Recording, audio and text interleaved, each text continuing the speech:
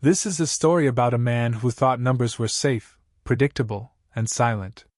An accountant in Manhattan who believed his job was boring enough to never attract danger.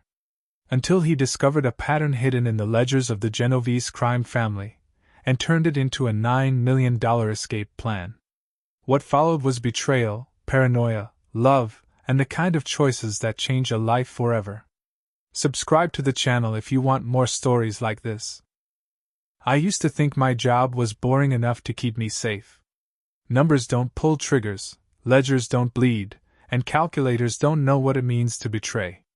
I believed that as long as I stayed behind my desk in Manhattan, shuffling invoices and balancing columns, I'd be invisible. I wasn't tough, I wasn't dangerous, I wasn't one of them. I was just the accountant. And that's exactly why they trusted me.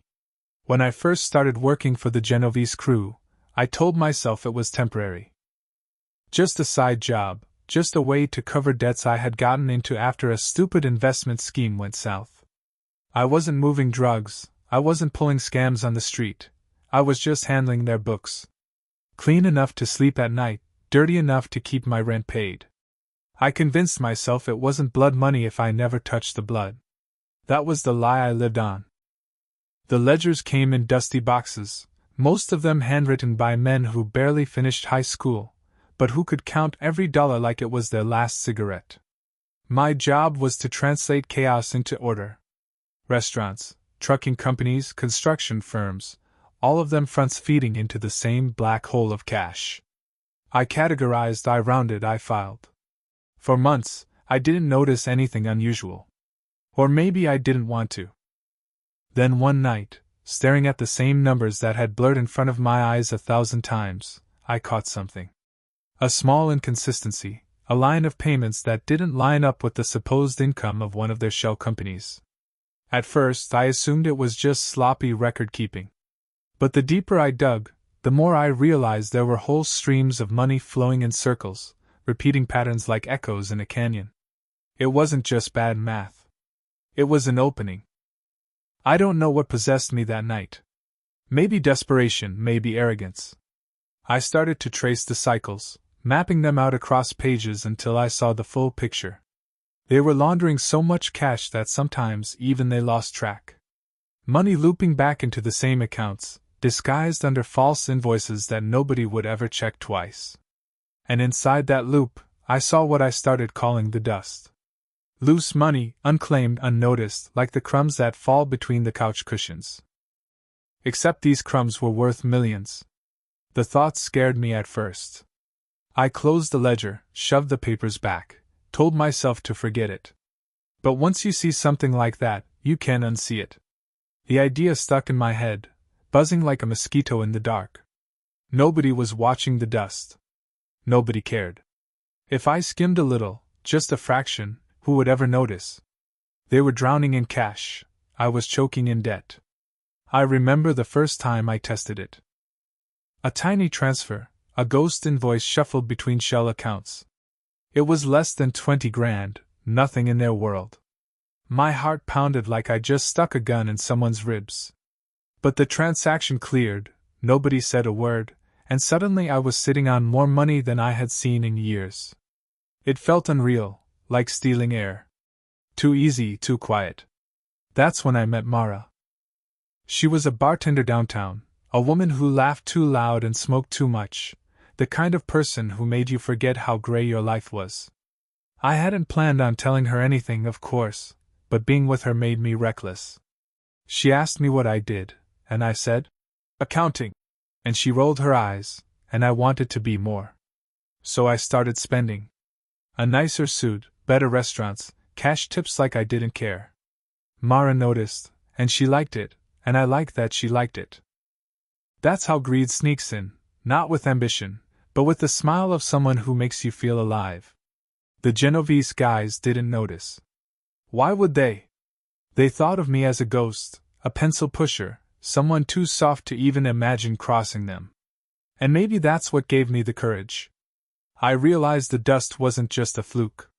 It was a reservoir, money slipping through the cracks, money nobody would ever trace as long as I was the one keeping the books straight. I could take it. Slowly, carefully, invisibly. But the first taste never satisfies. Once you know you can get away with it, the fear doesn't stop you anymore. It just teaches you to hide better. I told myself I was just plugging leaks, just rearranging numbers, just taking what nobody would ever claim. In reality, I was starting to carve a tunnel under the feet of men who would bury me alive if they ever found out. Back then, I didn't think about the endgame. I didn't think about what $9 million even looks like. All I thought about was the ledger dust, the crumbs falling through their empire, and how I was the only one who noticed. The accountant in Manhattan who figured out how to steal from the Genovese crime family. The nobody who was about to gamble everything on the fact that he looked like nobody at all. The first withdrawal was like dipping a toe into freezing water. My body screamed to pull back, but my brain whispered to keep going. After that, I stopped thinking in terms of fear. I started thinking in terms of systems. That was the trick. You can't just steal from men like the Genovese family. You have to build an irrigation system. Quiet canals hidden under the surface, siphoning money drip by drip until you've built a reservoir no one else knows exists. So I got to work. Every week, the books piled higher, and I treated them like puzzle pieces. I found patterns nobody else would bother to untangle.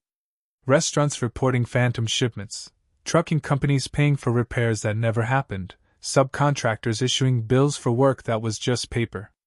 Inside all of that noise, I carved little detours. I made sure they balanced, always. That was the golden rule. The books had to sing in harmony when the bosses flipped through them. The numbers had to look boring, predictable, unimpeachable. The first few months, I barely touched the flow. I moved 20 grand here, 30 there, always feeding it back into layers of dummy accounts that I had registered under names stolen from obituaries. Dead men can't file taxes, and nobody asks questions when a shell company sits dormant in Jersey. By the time I touched the money again, it was unrecognizable. Not bloodstain, not mob cash, just digits in a system that looked no different from any other. I started to breathe easier. The paranoia dulled into routine. Every Friday, I would run the books, skim the dust, wash it through my irrigation lines, and stack it up quietly. By spring, I had over $500,000 sitting in accounts only I could see. I'd check them late at night, my heart racing, half expecting the numbers to vanish. They never did. $500,000. More than I ever dreamed of having, and yet it felt like a warm-up. The funny thing is, greed never announces itself. It doesn't feel like you're crossing a line. It feels like you're simply getting better at the game. I stopped thinking in terms of theft. I told myself I was exploiting inefficiency, trimming the fat, reclaiming what no one else cared about. And every time I transferred a new chunk into my reservoir, I promised myself it was the last. Then the next week came, and there was always more dust to sweep up. Mara saw the change before I admitted it to myself. I was buying nicer things, taking her to places where the check didn't make me sweat. She teased me about being a boring accountant with a secret life. I laughed it off, but inside, her words landed too close to the truth. She liked the mystery, and I liked that she thought I was more than what I was. That only pushed me deeper. Because what kind of man could impress someone like her? Not the broke, desperate accountant I had been. No, the man she wanted was the one who could take care of her, who lived with confidence. And money was confidence. Still, there were moments when the fear hit me. Once, one of the captains asked me to walk him through a balance sheet. He was chewing on a toothpick, bored out of his mind, but I could feel the sweat running down my back as I explained the numbers. If he leaned in, if he paid attention for more than 5 seconds, he might have seen the faint trails of my irrigation lines. But he didn't. He just nodded, mumbled something about good work, and left. I went home shaking, drank half a bottle, and stared at the ceiling until dawn. That night taught me a lesson. If I wanted to survive, I couldn't just be invisible. I had to be indispensable. So I made their numbers shine. I cleaned up messes they didn't even know they had. I found ways to hide their losses, to smooth out their gains, to make them look smarter and richer than they really were. They loved it. Suddenly, I wasn't just the accountant. I was their accountant. The ghost who kept their empire from falling apart. The safer they felt with me, the safer my irrigation system became. By the end of the year, the reservoir had swollen to over $2 million. $2 million sitting quietly in the shadows, waiting. I tried to imagine what that could mean. A new life, maybe in another country.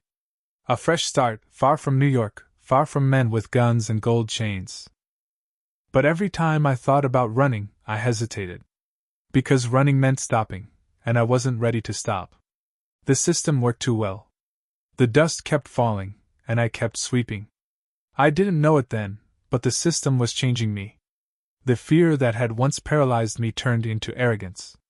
I started to believe I was smarter than them, that I could dance in the dark forever. I looked in the mirror and saw not a victim of circumstance, but a man who had built his own secret kingdom. And kingdoms make you feel untouchable, until someone notices the cracks in the wall. The cracks were coming. I just didn't see them yet. Paranoia doesn't knock. It seeps in through the cracks, slow and steady, until it fills the whole room. For months, I had lived in a rhythm that felt almost safe.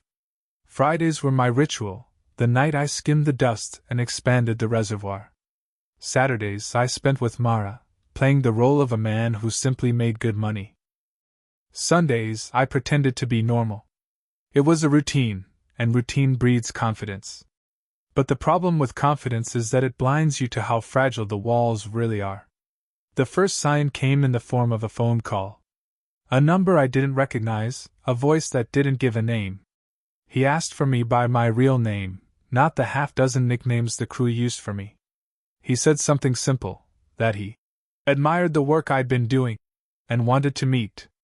Then he hung up. No explanation, no details. Just enough to leave me sweating in the dark. 4 days I convinced myself it was nothing. Maybe a mistake, maybe a prank. But the timing was too sharp, too deliberate. And then came the second sign. One of the soldiers, a guy who had barely acknowledged me in the past, stopped by my office and leaned against the doorway, watching me longer than he should have. He didn't ask anything, didn't threaten. Just watched. As if waiting for me to flinch. That night I barely slept. My mind spun in circles, checking and rechecking the irrigation lines in my head. Were they invisible? Had I been sloppy? Had I left fingerprints on the dust? The truth was, no matter how careful you are, paranoia rewrites your memory. Every step feels suspicious in hindsight. Every move looks like a mistake when you replay it 100 times. Mara noticed before I admitted it out loud. She said I was jumpy, distracted, staring off in the middle of conversations. I brushed it off, but inside I knew she was right. I was slipping. And slipping was dangerous, because the crew fed on weakness. They could smell it the way wolves smell blood. If I started showing cracks, they'd dig until they found the tunnel. That's when I made the worst decision of my life. Instead of slowing down, I accelerated. Fear convinced me that the only way out was to build faster. I told myself that if the walls were closing in, then I needed more money to break through them. So I widened the irrigation system. Instead of taking crumbs, I started scooping handfuls. 100 grand at a time. Sometimes more. It was reckless, but paranoia doesn't whisper reason, it screams urgency. The money piled up faster than ever. 3 million, then 4. It should have felt like victory, but it felt like digging my own grave. Every dollar was heavier, every transfer louder, echoing in my head like a gunshot. I started checking over my shoulder constantly, scanning every bar Mara took me to, memorizing license plates parked outside my building. My life became a loop of calculation and fear. And then came the third sign. One evening, one of the captains called me into a meeting I hadn't been warned about. No agenda, no paperwork, just me and 3 men sitting at a table, their eyes flat and cold. They asked me to walk them through some numbers, nothing unusual on the surface. But the way they watched me, not the papers, not the math, just me, told me everything I needed to know. They weren't checking the books. They were checking me. I played my part, steady voice, steady hands, every number rehearsed in my head. They nodded, they grunted approval, they let me walk out alive. But as soon as the door closed, my legs nearly gave out. That was the moment I realized the cracks in the wall weren't imaginary. Someone was looking. Maybe they didn't know what I was doing yet, but suspicion was enough. And suspicion was fatal in their world. That night, Mara pressed me harder than ever. She wanted to know what was going on, why I was spiraling. I almost told her. I almost confessed everything, begged her to run with me, to vanish before it was too late. But I didn't. Because if I said it out loud, it became real. And real meant I had to act. Instead, I poured her another drink, kissed her forehead, and told her I was just stressed about work. She pretended to believe me, but I saw it in her eyes, she knew I was lying. Paranoia eats away at trust, too. I started watching Mara differently, wondering if she was the leak. If maybe she had told someone something without realizing. Or worse, if she was being used to watch me. It made no sense, but sense doesn't matter when you're drowning in fear. Every word, every glance felt like a test. And the more I doubted her, the lonelier I became. By the time I hit 5 million, the walls felt paper thin. I was still moving the money, still building the reservoir, but every transfer felt like pulling the pin on a grenade. I knew I couldn't keep going forever. I knew the cracks were widening. But greed and fear are a toxic combination. Greed says keep going. Fear says run. Put them together, and you freeze. I was frozen in the middle of a fire, too scared to stop, too scared to move. And that's the most dangerous place of all. Because when you're frozen, someone else always makes the next move. The reservoir had grown beyond anything I ever imagined. 6 million. Then 7. It was no longer dust swept into quiet corners. It was a mountain, looming over me, casting a shadow across everything I did. The money was supposed to make me feel safe, but it became the heaviest weight I had ever carried. Every time I logged into those accounts, I didn't feel rich. I felt hunted. The meetings with the crew grew tighter, more deliberate. Questions came sharper, more pointed. They weren't accusing me outright, but they circled closer, like sharks tasting blood in the water. They started asking about discrepancies so small I knew they weren't random. Someone was checking my work. Someone was digging. And when men like them start digging, they don't stop until they hit bone. I told myself I was prepared for this, but I wasn't. You can build 1,000 irrigation lines, you can clean the dust until it sparkles, but you can't erase suspicion. Suspicion is poison. Once it's in the system, it spreads. I started seeing it in their eyes, in the way conversations stopped when I walked into a room. They had never respected me before. I was invisible, a tool, a calculator in a chair. But suddenly, I wasn't invisible anymore. And visibility is death. The choice came late one night. I was walking home, collar turned up against the cold, when a black sedan slowed behind me. It crept like a shadow, headlights off, until it stopped at the corner. My stomach turned to ice. I didn't wait to see who got out. I ran. Not far, not fast, but enough to duck into an alley, to watch from the dark as 2 men stepped onto the sidewalk where I had been seconds before. They didn't shout, they didn't chase.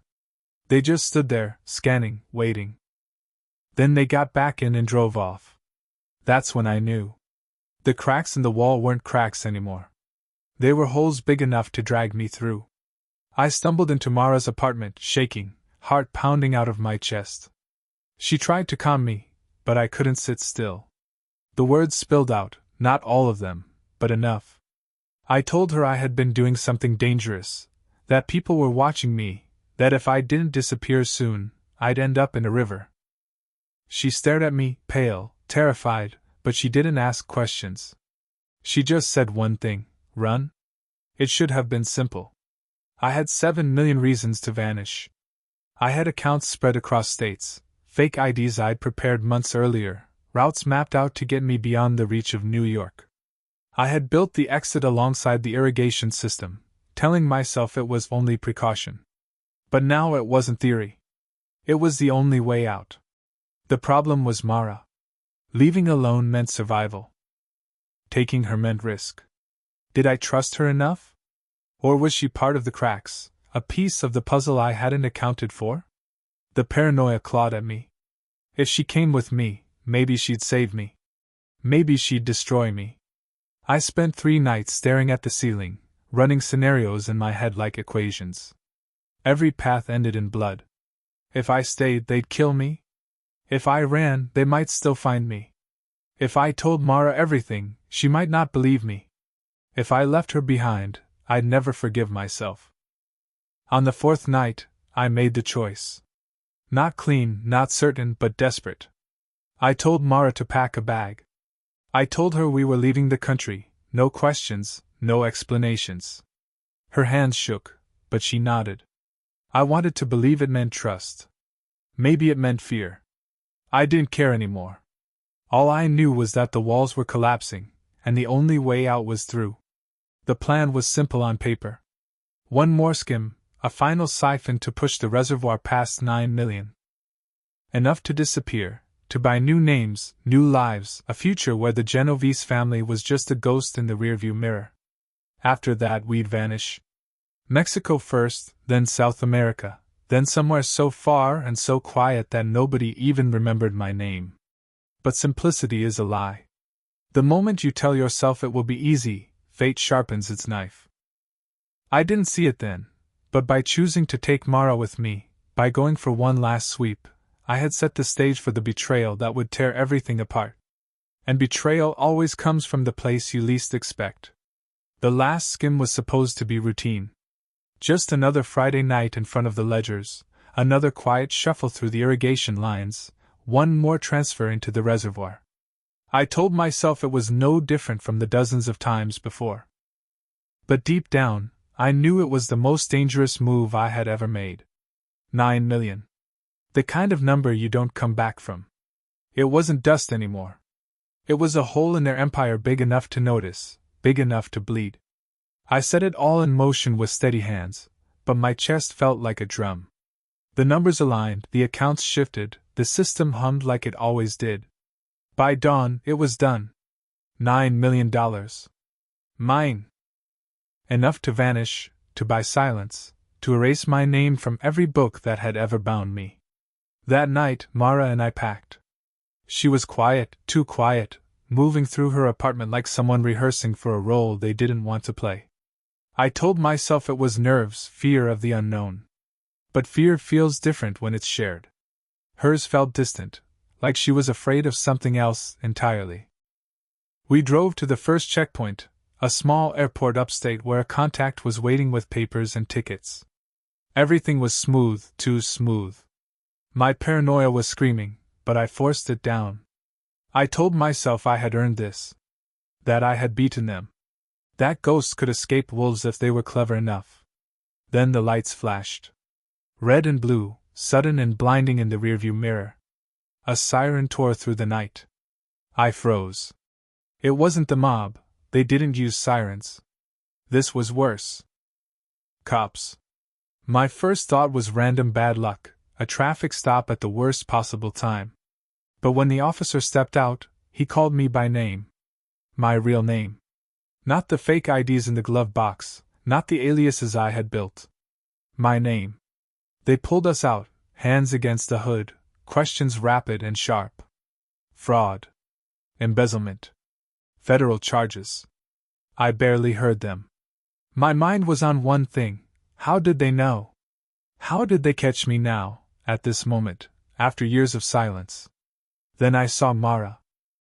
Standing on the roadside, her eyes wet but her face hard. She wouldn't look at me. And that's when the truth hit me like a blade in the spine. It was her. The cracks in the wall, the eyes on me, the phone call, the 2 quiet nights, it had all led here. Mara wasn't my partner in escape. She was the leak. I wanted to scream, but no sound came out. The betrayal was too sharp, too clean. She hadn't been a spy from the start, I knew that much. She had loved me once, or something close to it. But love and fear don't mix. She had seen the paranoia, the danger circling us, and she chose survival. She cut a deal. 9 million reasons to turn me in. Maybe they promised her protection, maybe money, maybe just freedom from the noose tightening around my neck. As they cuffed me, I caught her looking at me one last time. Not with hatred, not with triumph. Just emptiness. A goodbye without words. That emptiness hurt more than the betrayal. The feds drove me away, their voices a blur. Charges, deals, trials, words that didn't matter yet. All I could think about was the family. If the government had me, the Genovese crew would know. And if they knew, then my life was worth less than the paper the ledgers were printed on. Prison wasn't the sentence. Death was. I sat in that cruiser, hands bound, future shredded, and realized the cruelest truth of all. It wasn't the mob that caught me. It wasn't even my own arrogance. It was trust.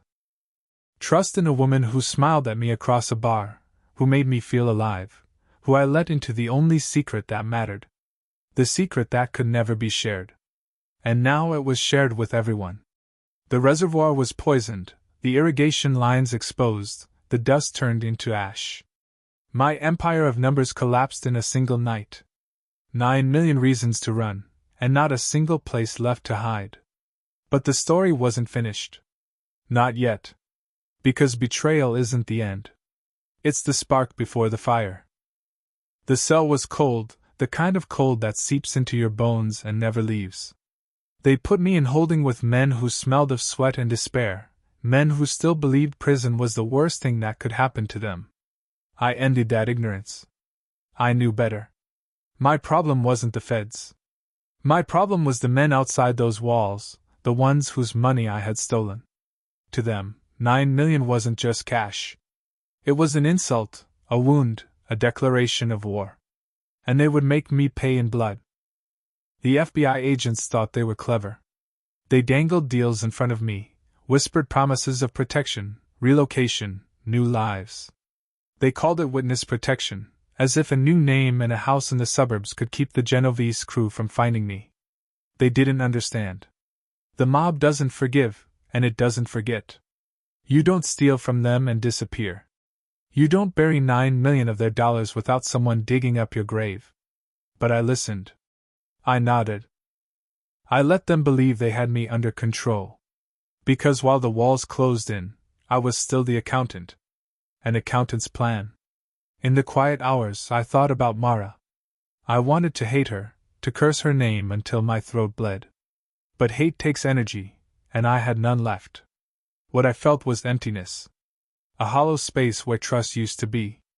I replayed every smile, every touch, every night we spent together, and I wondered at what point she started looking at me as a liability instead of a man. Maybe from the beginning. Maybe only at the end. It didn't matter. She was gone, and her absence cut deeper than the betrayal itself. Weeks passed, and the walls grew thinner. Rumors slipped into the jail like smoke. Whispers that someone on the outside was asking questions about me, men who didn't wear badges. My stomach turned to stone. It was only a matter of time. So I made a choice. The last choice I had. I sat across from the feds in that gray room, hands cuffed, and I told them everything. Not just the dust, not just the irrigation system, but names, accounts, operations. I turned their ledgers inside out. I became the very thing I had always feared, a rat. It wasn't noble. It wasn't brave. It was survival. If I was going to die, I wanted it to mean something. If they killed me, at least the family would burn with me. The trial was chaos. Headlines screamed about the accountant who stole 9 million from the Genovese crime family. Some called me brilliant, others called me suicidal. They painted me as a mastermind, a traitor, a fool. The truth was simpler. I was just a man who saw dust on a ledger and thought he could sweep it into his own pocket without anyone noticing. The sentence came down heavy, but lighter than I deserved. Years behind bars, followed by the thin promise of protection. The judge spoke like my future was still mine to shape. He didn't know the truth. My future had ended the night the sirens lit up the rearview mirror. Everything after was borrowed time.